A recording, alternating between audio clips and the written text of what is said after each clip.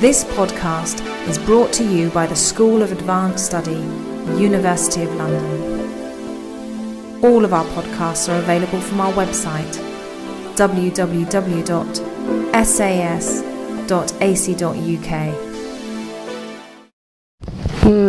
I want to start by thanking Professor Mack and Professor Hardy and Professor North for giving me the opportunity of being here and offer a contribution in this wonderful Ovidian event. And I want to apologize for my English because it's not my mother tongue, so I will maybe making some mistakes, and I beg for your pardon or your, it's my captatio benevolentiae. I think I should start by explaining the title of my contribution, Et per omnia saecula imagine vivam, which seems very obvious for a talk about images and about the afterlife of the author. I ought to apologize to Ovid for having manipulated his poetry, changing the fama for the imago, having him foresee his survival in the static image despised by Pindar, instead of in the winged poetry celebrated by Theognis. Nevertheless, I would have to borrow from the Ovidian fama her ability videre totumque inquirire, to see and investigate everything, in order to address ab origine the complex and vast subject of the illustration of the works of Ovid. There have been hundreds of images produced since the Middle Ages to explain, gloss, determine, illustrate, or simply accompany as mere decoration the Ovidian texts. And most of them have been widely studied from different points of view. And it has been Fortuna et Amelior Deus who have made the selection of the illustrated Ovids that have come down to us, making up a corpus in the basis of which we try to imagine the vast panorama encompassing what it has meant to put into images or illustrate Ovid in almost 10 centuries of tradition. There are specific studies available of the afterlife of Ovid in images in manuscripts and editions. There is also research on the centers of production, the artists, the printers, the composition and significance of certain works, and so on. Thanks to the starting point of the Henkel's Compendium, we can follow the development of illustration for Ovid metamorphoses. However, there is as yet no comprehensive study which takes into account repertoires, traditions, and themes of Ovidian illustration and addresses fundamental questions about what it means to illustrate Ovid and how to look at the whole process of development of this corpus of images that have tried to visualize the Ovidian creations. I do not refer here to the question that has been researched to some extent, at least in part, of how to put in images and make visible and understandable the complex contents, stories, motives, and figures that Ovid describes, images, and develops under the mental eyes of the reader, especially in the Metamorphoses.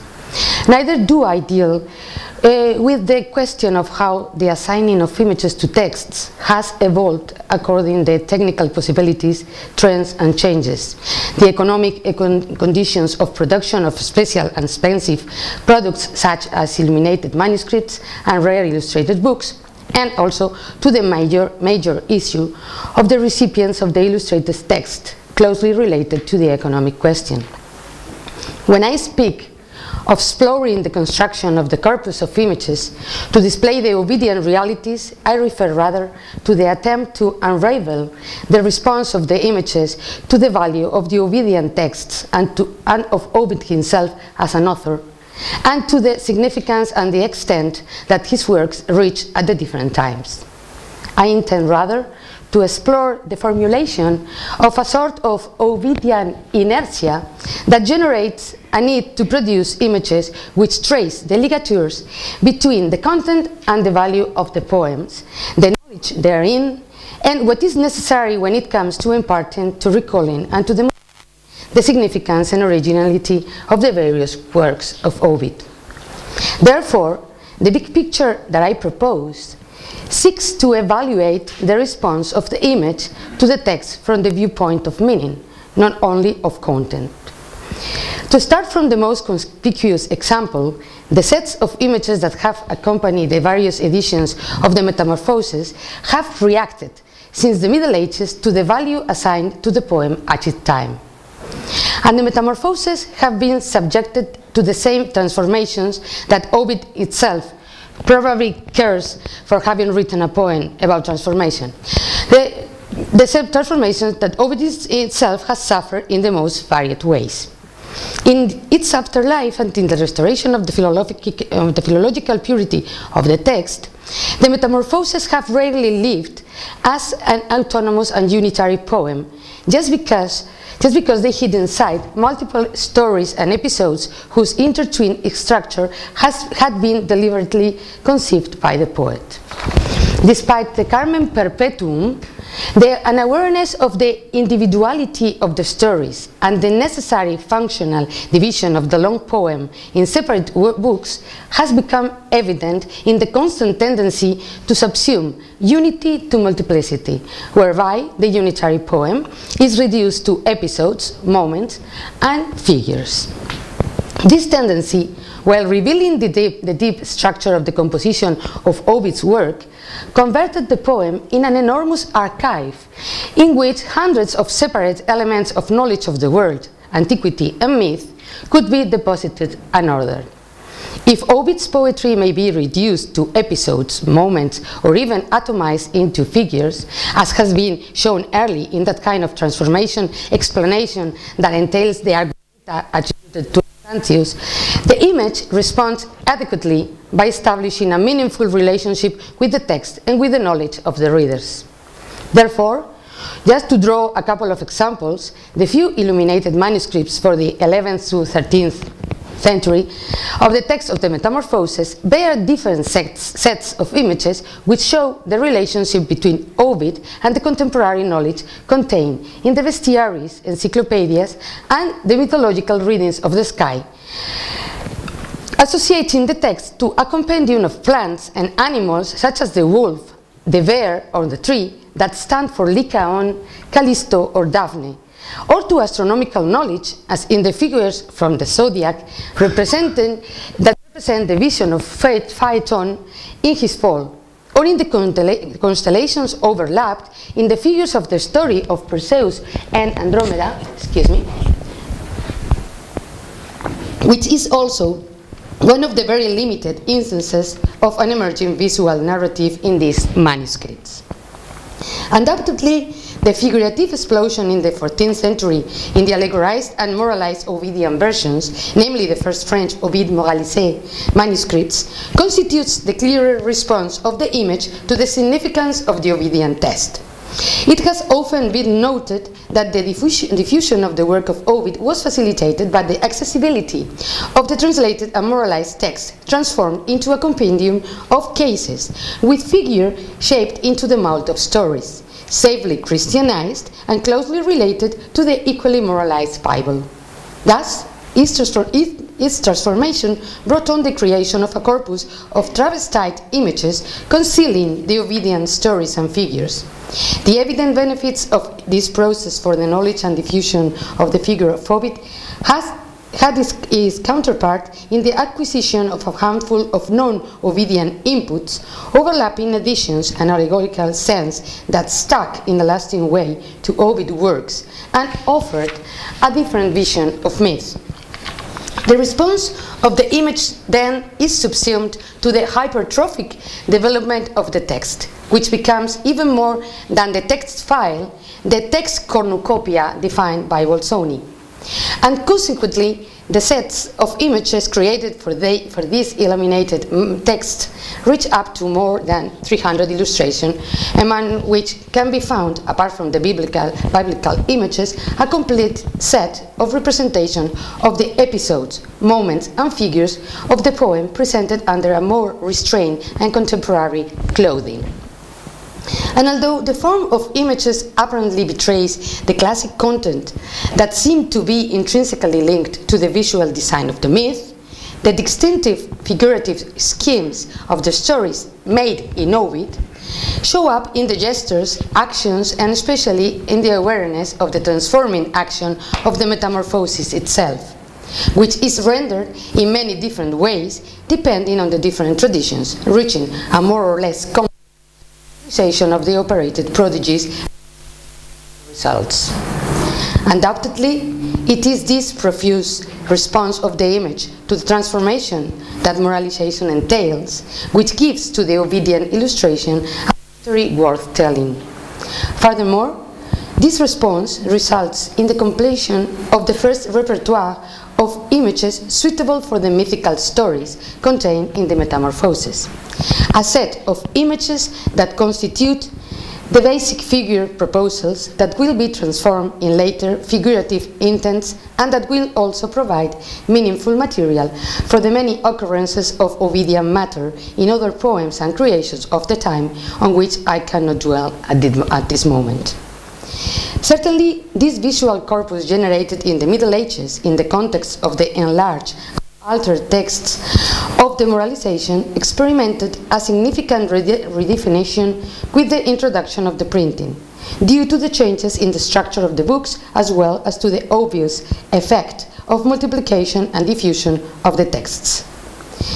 In the last quarter of the 15th century, Ovid was extensively published, but the most of the editions were Latin versions that at the moment were not illustrated, with the sole exception of the heroics. On one hand, the classic texts in Latin were not illustrated because of their obvious use and the condition of their recipients, as has been pointed out by Kussmüller among others. On the other hand, according to Michel Pastoureau, the percentage of illustrated books in relation to texts without image was significantly smaller. Therefore, Ovid comes out in the new era of illustration in his former medieval personality, since the illustrated incunabula of the Metamorphoses are the printings of moralizations and vulgarizations from previous centuries, and moreover, they can be counted on the fingers of one hand. These first printed products represent, however, the departing point of two models of contrasting sets of illustrations for the Ovidian poem. Two series that display the technical and artistic tradition and a response to the structure and significance of the text. On one hand, the Franco-Flemish area, the famous bookseller, publisher and printer Collard Mansion of Bruges prints in 1484 a French version of a moralized text of the Metamorphoses of disputed authorship. The text is accompanied by 34 xylographies, 17 of them illustrating the description of the image of the ancient gods, and a set of 17 almost full-page cuts with complex narrative scenes. Although the number of scenes represented exceeds the number of the 15 books in which the text is divided in the Collard edition, the association of one large illustration to each of the books becomes clear. Each image is closely attached to the beginning of the new book and visually connected with the often rubricated titles, a feature which seems obviously related to the developing of the French full-page miniature, but that suggests that the image functions as a device related to the structure of the book itself, as a kind of punctuation or mark of rhythmical scansion that has been explored mostly for the 16th century book illustration. Regarding the set of images constructed for the Collard edition, what seems interesting is how it reveals the profit of the Ovidian text for the knowledge of the image of the ancient god that had been attached to the moralization of Bercorius in several manuscripts, and at the same time it puts on display an emerging awareness of the original structure and unity of the Metamorphoses text itself that was diluted in the profusion of stories aggregated and developed in the moralization process. The setting up of a set of the 15 images designed to match the division of the text is traceable already in manuscripts from Netherlandish origin related to the Collard edition as antecedents. The scenes selected to build the series are with slight divergences basically the same, and the choice of subjects, namely the episodes narrated in the first verses of each book, insists on the function of the image as an echo of the structure of the text, reminding the transitions between stories and episodes that is a characteristic feature of the Ovidian textuality, and at the same time punctuating the bond and the separation of the books, making the beginnings as in the former capital letters. Marking the beginnings as in the former capital letters. The result of the selection and of the visual privilege assigned to this particular group of scenes is the complexion of a sort of a significant corpus in which the content of the books could be summarily recalled and anticipated in the images. The feature is by no means exclusive to Ovidian works, but the procedure resulting from the association of the image with the mark of the division of the book, in a case such as Ovid's text, will define a way to display the contents of images. Obviously, the dramatic reduction of the profuse repertoire of images available in the medieval moralization to just 15 illustrations is due in part to the novelty of the technique that aimed to produce and diffuse more affordable books instead of unique pieces for specific recipients. Nevertheless, the coexistence of both realities is to be noted in what we might call hybrid copies made by Antoine Verard in Paris. After the death of Collard in the very year of 1484 and the dismantling of his printing house, the French editor published a more glamorous copies, was from Paris, right? Made by copies of the Collard blocks in the 1993 paper edition, but also produced in 1993 or 1994, the date is uncertain, a magnificent vellum edition that maintains the same text and woodcuts illustration, combined with the addition of around 200 miniatures. The amount varies according to the different copies preserved. The woodcuts are fully colored, and the illuminations are attributed to Jacques de Besançon. All specimens were intended for high recipients, namely the French King Charles VIII. The miniatures retain the spirit of the preceding illuminated moralization, introducing not only elements in the early books, but also descending to detail episodes, moments, or figures. This, on one hand, results in figurative redundancy in the illustration of the book, due to the treatment of the same stories, both in the miniatures and the complex scenes of the woodcuts, as we can see here. I don't know, here, yeah, you can see here. In the woodcut of the Jason managing to tame the bulls, and on the other side we can see it in the miniature as well. On the other hand, it results also in a conflation of the representation of moments and figures with a narratio continua employed to render the stories and episodes. Turning to the Italian context, the city of Venice, with its inexhaustible publishing activity in the last year of the 15th century, had brought forth a number of editions in Latin of the Metamorphoses and a few of other Ovid works. The Latin Metamorphoses, with the famous commentary by Raphael Regius, re-edited several times since 1493, show no more than a single concession to the image, the presence of a cosmological diagram scheme repeated in all the commented editions that summarily refers to the value attributed to Ovid as a source for a cosmology, as Curtius has pointed out.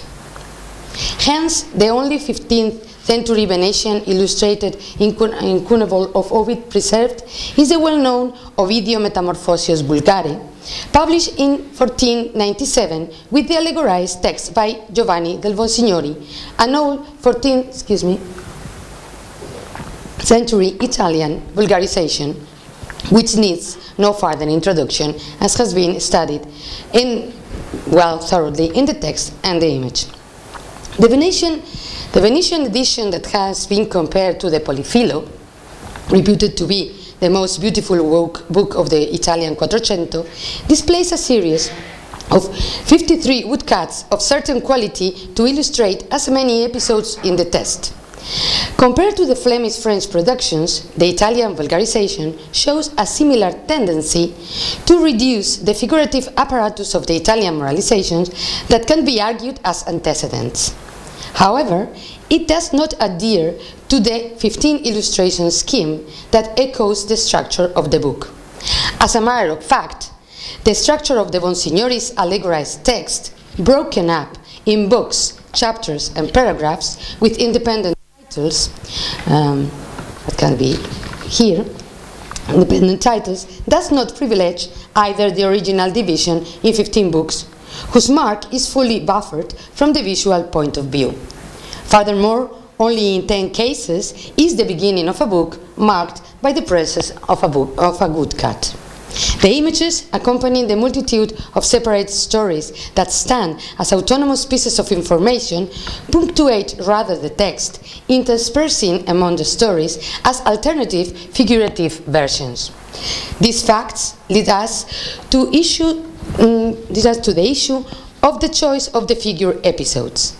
The corpus of 53 scenes, most of them of narrative character, includes the formulation of stories never represented before, but nevertheless lacks of well-known and iconographically established illustrations such as the fully Ovidian story of Pyramus and Thisbe and the highly visual episode of the contest between Pallas and Arachne.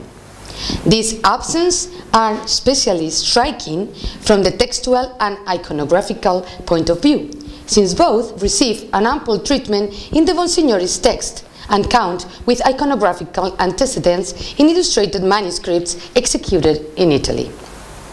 However, the most relevant characteristics of the newly made illustrations are their dependence from the Bonsignoris version and their distinct Venetian flavor. Several details in the representations of the stories and episodes display the introduction of elements that were not present in the Ovidian version. Like you can see, I don't know if in the Johnson's, as we can see here in the episode of Hippomenes and Atalante, that Venus, the goddess herself, forces Atalante to incline to pick up the apple, which is obviously not in Ovid, but in the Bonsignoris allegorization. Many of the scenes seem also a parade of Venetian life, with views of the city, heroes as condottieri, snapshots of daily life, and dresses and hairstyles that show the new clothes that the classical figure have taken on. On one hand, it becomes clear that the cuts of the Venetian edition were intended to illustrate this particular version of the Ovidian work that keeps to the spirit of an useful text, both to enjoy the visual layout of the mythical stories and to draw knowledge and lessons from the ancients. On the other hand, the careful illustrations, even though deviated in part from the original source of the stories, that is, the Ovidian text, propose new ways of rendering the rhythm of the metamorphosis, as in the Thetis and Peleus episode, and offers lively formulations for one of the most famous transformation process, namely the toughness metamorphosis in the laurel tree. Thus, the illustrated series of the Venetian edition represents a new approach of the visual presentation of the contents of the poem that proposes a lasting paradigm that will survive until the second part of the 16th century. The model conceived for the illustrations of the Ovidian content entailed the designing of a whole set of full scenes, prevalently mostly narrative, which covered a significant quantity of the stories of each book of the Metamorphosis, seeking to display a balance between the text and the image. The choice of the stories to be represented aimed to establish the first definite corpus that could eventually grow with the addition of new scenes. Nevertheless, this definite corpus of mythological figures and motifs, imitated and reworked, both in the Italian and Leonese printing tradition during the 16th century, as we will see further down, does not correspond exactly to the set of illustrations of the 1907 Venetian edition. At the turning of the century, Junta promoted a new edition of the same text of Monsignori and the same cuts, with slight modifications related to the moral issues that affected the 1497 edition. Starting by publishing this Venetian edition in 1501, with this edition starts the list of reprints of the Venetian originals. 4 years later, in 1505, a beautiful Latin edition of the Metamorphoses with the commentary of Raphael Regius came out in Parma in the house of Francesco Mazzali, a printer active in Reggio Emilia until 1505, when he moved to Parma, printed some works including this Ovid, and died. So I arrived, I printed Ovid, I died. It was and it seems kind of dangerous printing Ovid. Collard dies, Mazzal dies. In spite of being a Latin edition, it is fully illustrated with 59 good cuts, 52 of them coming from the Venetian edition of 1497, or most probably from the modified blocks of 1501. And the 7 remaining are completely new, but similar in its figurative layout, and style to the Venetian originals, and probably by the same authorship, according to the monograms that appear on some of the cuts on both editions. 6 new stories are illustrated in the Parmesan edition. The mission of Cadmus in search of his sister Europa, and the founding of Boeotia, which is narrated in the first verses of Book 3. The story of Narcissus, narrated in the Book 3, this is for Dr. Stark. The episode of Daughters of Minyas, who refuse to attend the mysteries of Bacchus when the god arrives at Thebes. And this episode is told in the opening lines of Book 4. Moreover, the eruption of Phineus at the wedding of Perseus and Andromeda, and the ensuing battle and the action of the Medusa Held, that are told in the opening lines of Book 5. The Pallas and Arachne story, told in the first verses of Book 6, and finally the story of Phrixus and Ele, albeit not at all an Ovidian theme, appears, however, in the vulgarization of Monsignori as the first story and chapter of Book 7 to explain the origin of the Golden Fleece and to contextualize the entire story of Jason and Medea in Colchis and its disastrous consequences. The 7th divergence in the Parmesan edition regarding the Venetian model is the insertion of a different woodcut for the first illustration of Book 1, the creation of the world, that features a different version of the scene with the figure of a god creator of animals and nature. The new inputs in the corpus of figure stories that entails the additions of the Parma copy come to supply the defective condition of the Venetian version. Relevant episodes such as the story of Narcissus of Arachne come to complete the corpus of images, raising the question of the existence of an older series of illustrated episodes that serve as a model for the different products, and the presence of the illustration of the story of Phrixus and Ele related to the mythical material added by Monsignori argues the case for the existence of a lost illustration edition of the same text.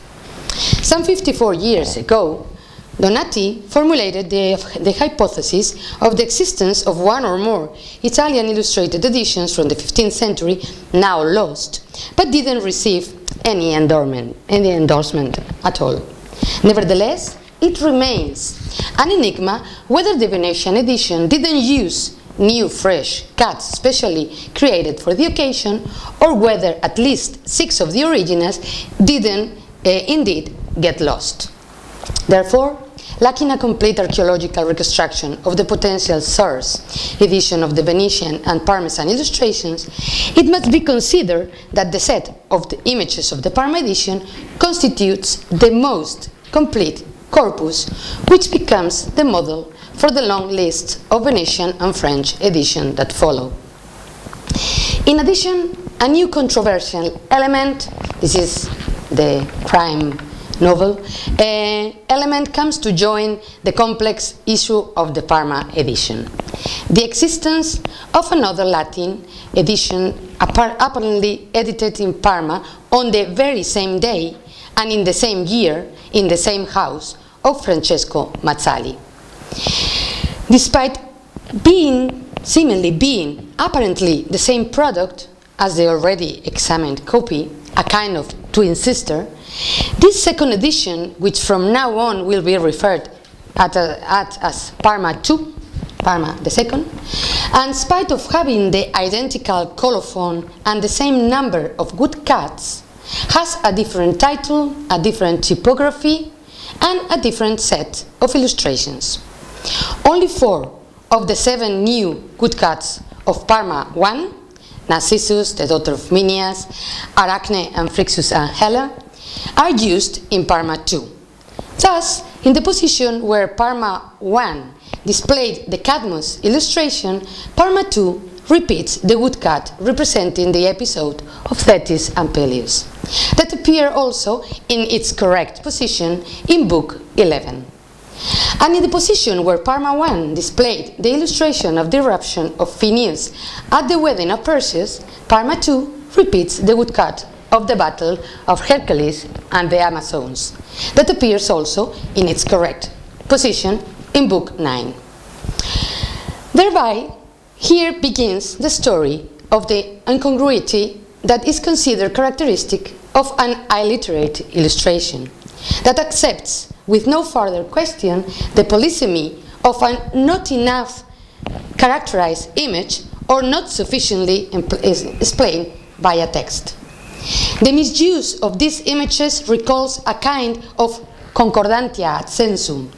The use of the image of the Amazonomachia to illustrate the Phineus and Perseus confrontations means to substitute a battle scene with another battle scene. Battle, and moreover, I think that Phineus, Ovid's description of the Phineus fight against Perseus is one of the, not boring, but it's long, full of names. It seems like a soccer match and then Phineus starting with the javelin and then, but it's a mistake and then, well, so it's like kind of confused. So, battle for a battle, nothing very grave, right? But the use of the Peleus pro Cadmo use is a real tour de force, where the only common element in both stories is the spurious presence of a dragon snake. To cut a long story short, the second edition of Parma turned out to be a so-called pirate Venetian edition edited by an obscure editor that also produced 2 neglected juvenile editions without date and place of publication. However, Fortuna decided to spread out error, and Parma II became the source edition for the illustrations of both the Italian and Leonese Latin and vernacular editions of the Metamorphoses up to the middle of the century. The Italian and French tradition in the 16th century was then built upon some inconsistencies, partly motivated by the assumption and perpetuation of a flawed model. The most complete series from Venice Parma II, with some additions and slight modification, mostly of technical character, becomes the visual corpus that fitted diverse types of editions. Latin reprints of the poem with the Regius commentary, as well as the reprints of the Bonsignori text, edited in Italy, employed a 59 woodcut set, eventually increased to up to 62. Only 2 illustrated editions published in Venice, a Latin one with commentary published by Tacuino in 1513, and the Italian version of the allegorized text of Niccolò degli Agostini, edited by Lecco in 1522, created two different sets of woodcuts of uneven quality, inspired by the Venetian Parma corpus, where the misuse of the Amazonomachy and the Thetis and Peleus episode is eliminated, and coherent illustrations of the episode of Cadmo, was that one, in Boeotia, and the fight between Perseus and Phineus enter the series. Within the traditions, however, there occurs a substantial modification in the model of illustration.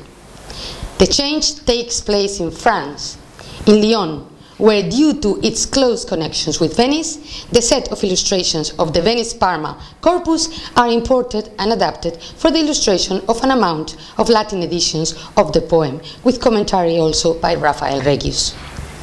The choice of the illustrations opts for the punctuated model of a single image per book, the 15 illustration scheme that goes back to the incipient proposal by Collard-Mansion. The series includes the illustration of the first episodes of almost all the books, but of course the selection of the images of the first episode narrated in each book is impaired by the inconsistencies of the Venetian Parma corpus, or should have we say now, by the Venetian corpus. Incorporating then, for the illustration of the 3, 5, and 7 books, the erroneous illustration of Peleus pro Cadmo, the Amazonomachy, and the story of Phrixus and Helle, that gets perpetuated as the image of the story of Jason and Medea.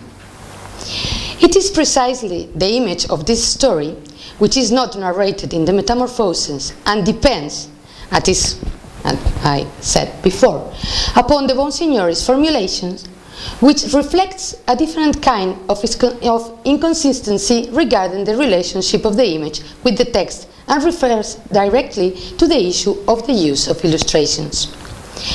And the use of illustrations precisely in Latin editions. Despite of the absence of the cited story in the Ovidian text, the Regius commentary recalls the story of Phrixus and Helle at the end of the 6th book to explain the origin of the golden fleece sought by Jason, the protagonist of the first verses of the next book. As a matter of fact, the woodcut with the Phrixus and Helle history in the Parma 1 edition was not inserted at the beginning of the 7th book as expected, but at the end of the 6th, just below the lines of the Regius commentary of the story. Henceforth, the illustration of the commented Latin editions of the works of Ovid gains some sense. The ample commentaries to the different works, which obviously refer to the Ovidian text, also seek, however, to become an amplification not of the original text, but of the information contained in the Ovid works.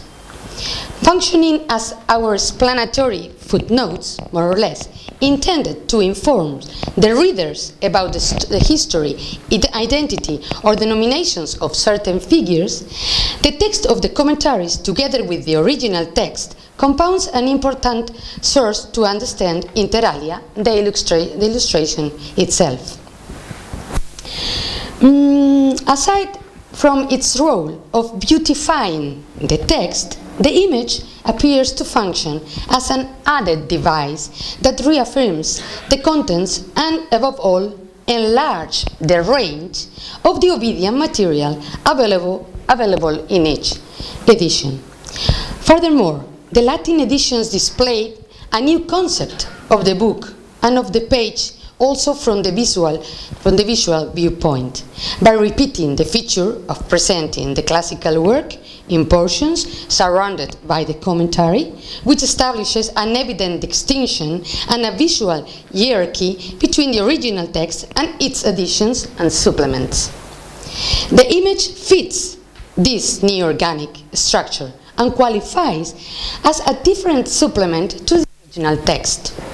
The statute of the images in the Latin editions of the different Ovid works, such as the Heroides, the Fasti, and the Tristia, evidences these interpretations. In the many Venetian and French editions of the 16th century of the Epistolae, the Heroides, the illustrations reflect, on one hand, the structure of the book, marking each letter with a single image, and on the other, the value and sense of the Ovidian creation, displaying in the figuration the metapoetic presence of the fictional authors of the texts. The compositions designed to illustrate the heroics focused on the figures of the heroines, mostly in the medieval illustrations, but in the printed editions, the representations of the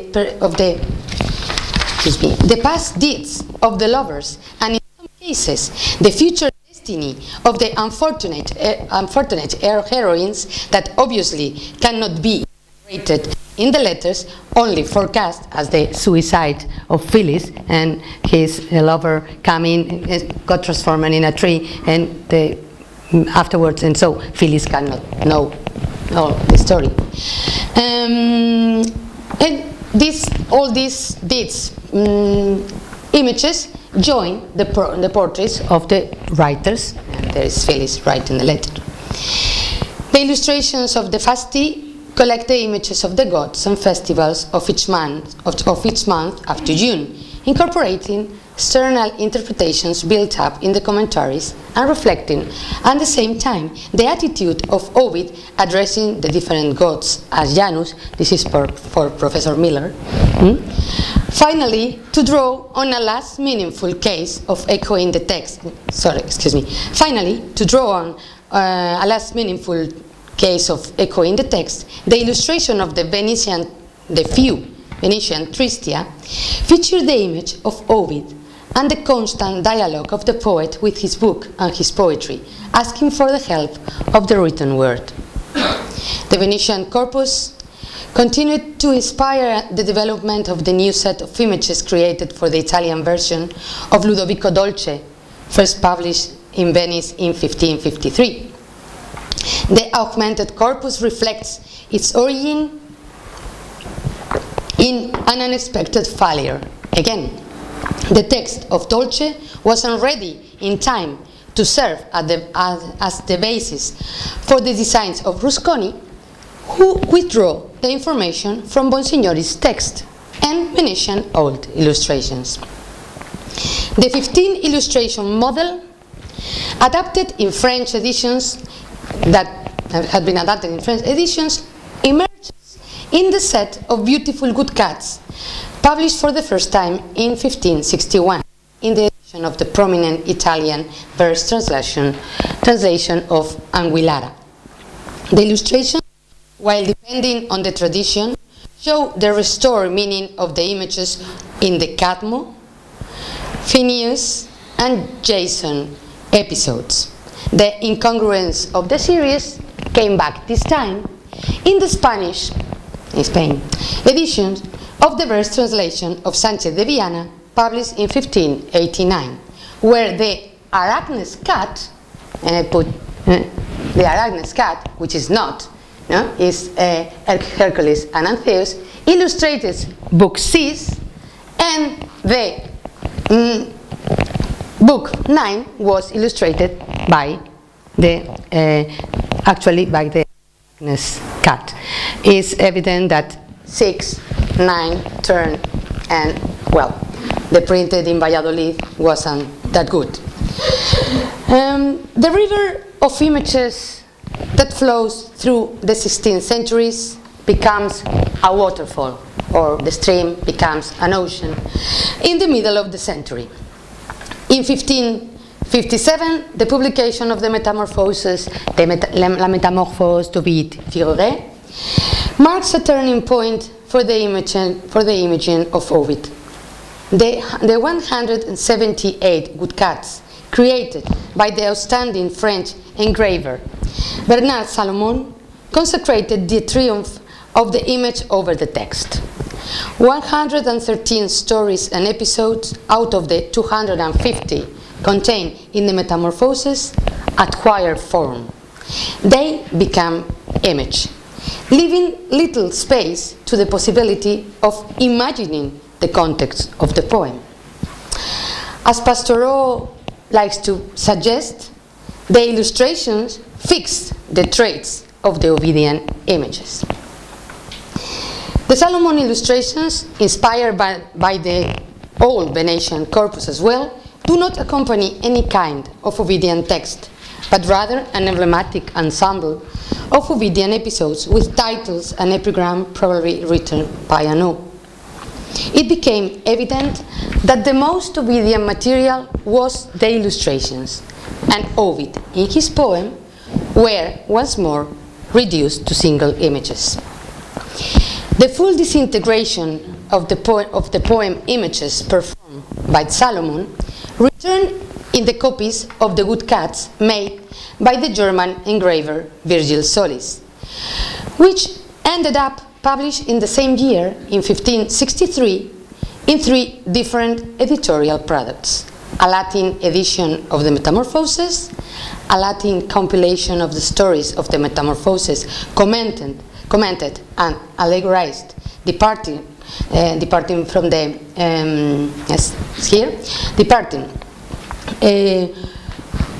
strictly from the description of each of the illustrations, and still in another edition of emblematic character, the Tetrastica, where exiguous pieces of text in German and Latin accompany the images. Solis never saw his Ovidian engravings published because he had died a year before, poisonous Ovid, a year before. I would add as a coda that in 1595 the Solis woodcuts appear illustrating an old Spanish allegorized version of the Metamorphoses, printed many times since the 15th century. Las transformaciones de Ovidio en lengua española, repartidas en 15 libros con las alegorías al fin de ellos y sus figuras, para provecho de los artífices.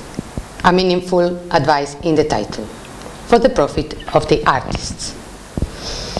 Once more in Venice, and once more in an edition of the Italian verse translation of Gio Andrea dell'Anguillara, a completely new way of illustrating the Ovid Metamorphoses emerged in 1584, and emerged in the set of 15 copper plates by Giacomo Franco.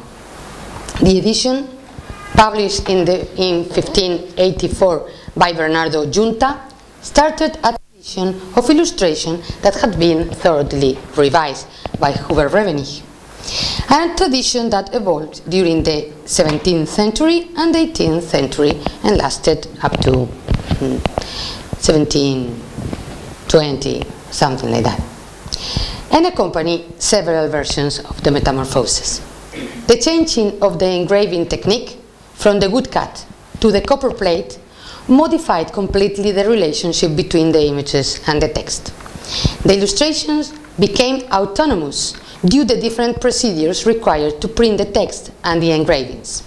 The magnificent full-page illustrations conceived by Franco display a whole series of episodes of each of the books, presenting them within a frame of landscape and architectural structures to unify the narratio continua. The image flows in different directions as Ovid's own poetry, and the episodes are represented by groups of figures or by single elements going from front to back and from top to bottom, decreasing in size and adapting to the size. The choice of the represented episodes that partly come from the Salomon creations does not match exactly in quantity the narrated stories of the corresponding book. But all the most significant moments of the poem are contained in the engravings that became true books translated into images. Usually, each engraving foregrounds a single episode of the illustrated book by the size of the figures or by its placement among the remaining episodes. And the highlighted stories, here is the Arachne episode, and the remaining episode, and the highlighted stories, this highlighted in the first term, in the foreground, recall the subjects of the corpus of 15 images developed in the 15 illustration scheme editions. Both the scansion of the text and the anticipation of the contents of the book, initiated in the first incunabula, have reached the goal of developing a true Ovidian work parallel to the poem, partially restoring its unity. If the overused formulation of Horace, ut pictura poesis, is to be interpreted as poetry equated to painting, the figure synthesis of the Ovidian stories accomplished by Giacomo Franco has managed to reverse the order of the sentence. The masterful Ovidian work of gathering and weaving stories finds its perfect reflection in the figurative composition. Ut poesis, pictura. And as Phineus turned into stone, so Ovid became image. Thank you very much.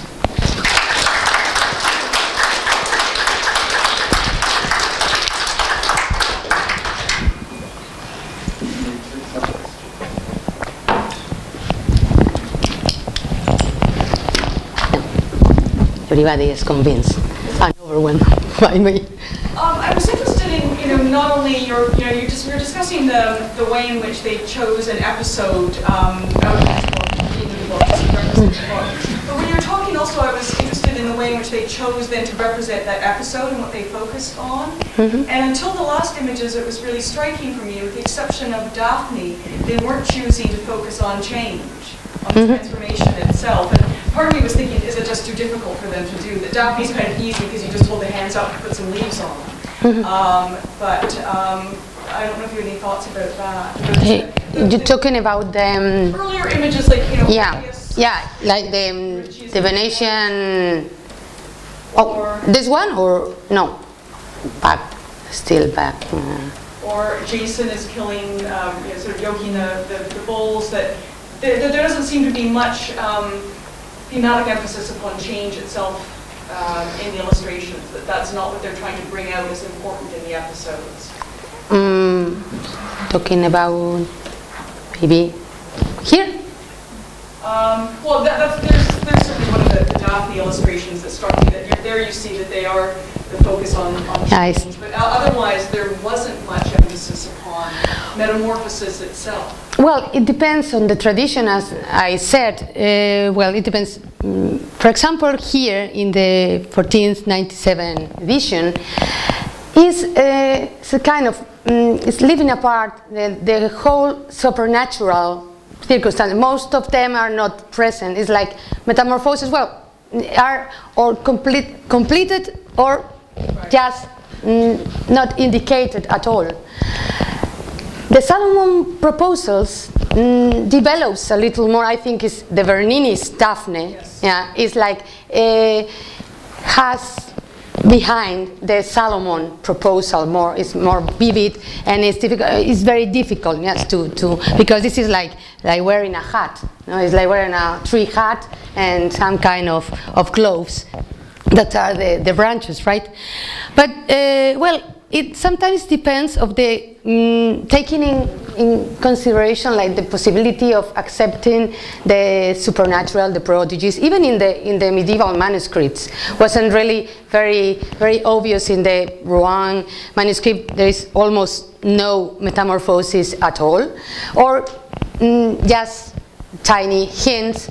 And others, they are like striking hybrid figures that stand for the metamorphosis bodies. And actually I think it's more like 16th century proposal, but not depending from this, particularly from this edition. Yes, in the Collard Mansion from Bruges, were some, I mean, some, but there is a lot of whole range of hybrid figures that you can like mixed up. It can be the Minotaur, can be Achelos transforming in a bull, but I mean it's very different. Difficult. I didn't bring it, but it strikes me one woodcut from Salomon, which is from the Peleus and Thetis episode.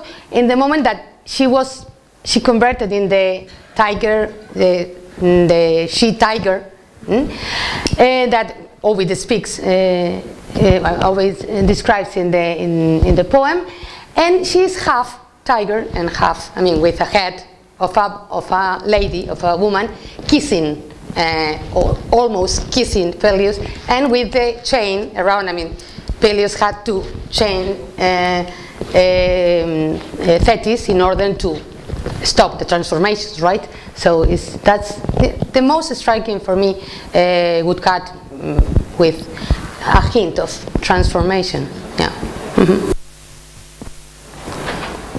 Hi, yeah, thank you. That was really fascinating. I wanted to ask about the readership of these books, and I'm kind of interested in having the images and the commentary, and kind of whether there's any tension between like a scholarly readership and a less scholarly readership, or whether you have anything, any kind of thoughts on. Well, I'm not an expert on that matter, but I read some. I mean, we assume that the vulgarizations, the translations were fully illustrated, because we are read, Guthmuller says, we are read by rich people and their wives and their partners. It's like, maybe in a way, some of them were books for women, because, well, there is like a tiny Heroids from 1544, Italian version, Florentine translation, with tiny and not very good woodcuts, but they seem not a book of hours, but a kind of for reading for a lady, right?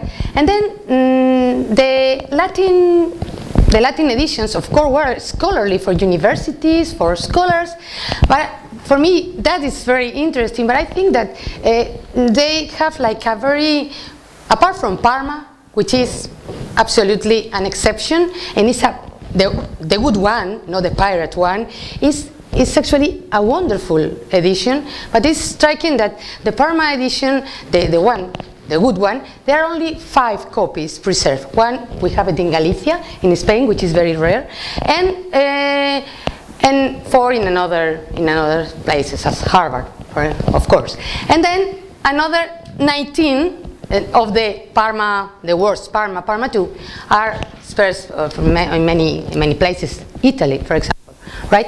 And so, apart from the Parma, which is a strange case, the Latin editions were with a restraint and, let's say, like austere, severus in Latin, illustration, like not many illustrations, trying to be, wouldn't say like, trying to be pertinent, sometimes, and I think there are pieces of information, like the commentary. I mean, you can have like a footnote on this story, and also you have here like the proposals that the contemporary artist or the contemporary way of envisioning things, or the visual viewpoint offers you as well in this moment. But I think that Pastore is right in saying, once you have put in images one episode, it's like fixed. The traits are fixed. So it's like